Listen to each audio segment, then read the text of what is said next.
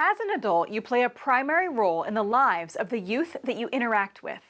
Whether you are a parent, youth leader, mentor, volunteer, or simply interact with a child in your life, you have a strong influence on their behavior and thinking. It is vital that you have regular conversations about tough topics like drugs to open the dialogue and set expectations.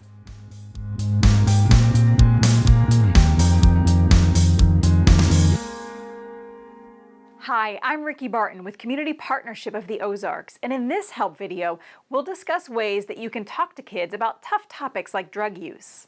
It's important to understand the need to discuss drug use with kids. Research shows that the younger a person engages in risky behaviors, the greater the consequences.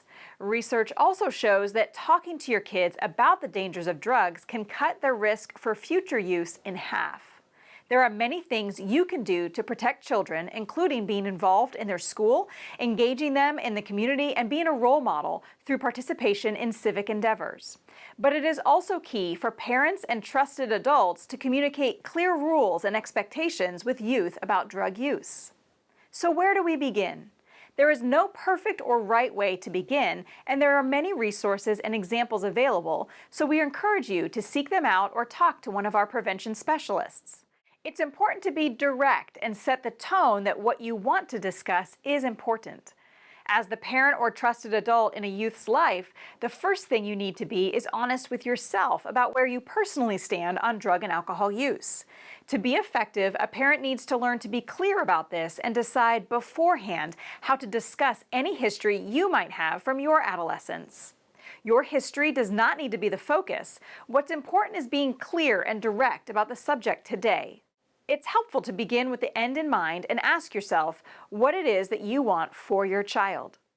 Experts agree we can decrease the likelihood that youth will participate in risky behaviors, like drinking alcohol or using drugs, by reducing risk factors that may lead them to engage in a risky behavior, as well as increase protective factors that protect them or minimize the risk factor's impact.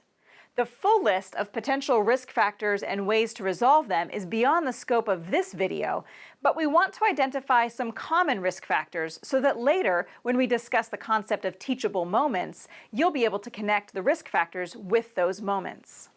One of the most important risks to identify is the availability of alcohol or drugs in a child's life.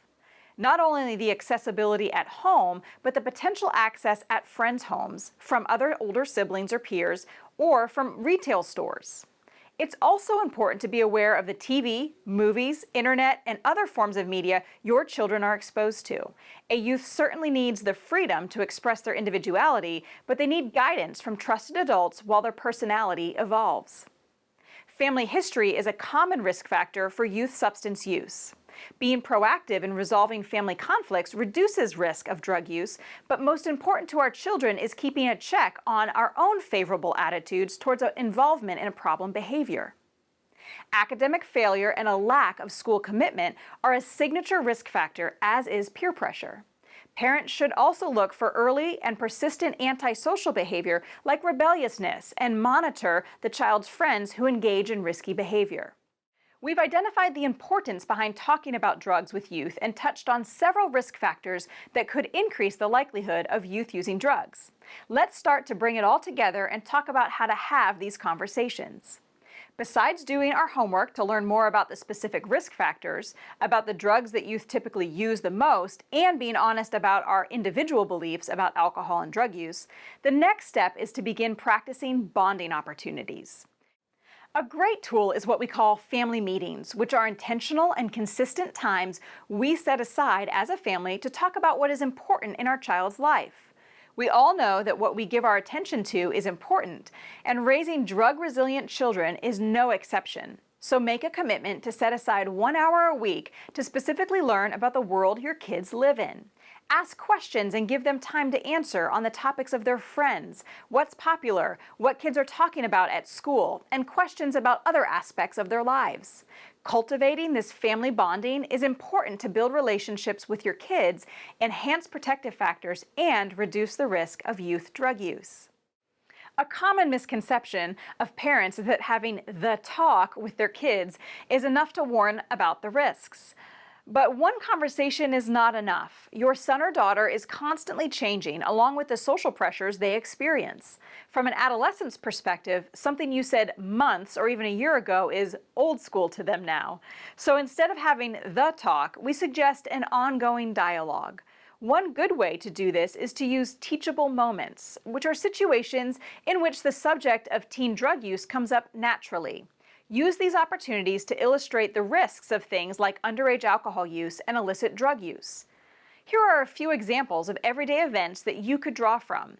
A recent arrest of a local teen for driving under the influence, a current celebrity checking into rehab, a family member drinking too much at a gathering, your child asking about your experience. As adults in children's lives, we need to be intentional to talk about drugs, alcohol, and other risky behaviors to help them stay out of trouble and learn how to say no to drugs using refusal skills. There is no one right way to begin the first of what we hope will be many discussions. We just encourage you to make a start. As a parent, I'm constantly looking for opportunities to bring up topics with my children. These topics include alcohol, marijuana, synthetic drugs, texting, bullying, sex, things going on at school. These are not necessarily easy topics to have conversations about. My son Gabe and I will role play what one of these conversations might look like in our household. Hey Dad. Yeah. Since Washington and Colorado legalized marijuana use, is it safe to use? That's a good question, Gabe. But the easy answer is to say no. It's not safe just because marijuana is legal. Marijuana is a drug, and with any other kind of drug, there are effects and potential consequences for using it. So is that kind of like alcohol? It is. It's a lot like alcohol in a sense that alcohol and marijuana are both drugs. Alcohol is a drug that you have to be 21 years of age to drink it and consume it and have it. Marijuana is also a drug. Both drugs, there are effects to using them and potential consequences for having them and possessing them and ingesting them, all that. It's a lot like swimming in the ocean. We know that swimming in the ocean is fun, right?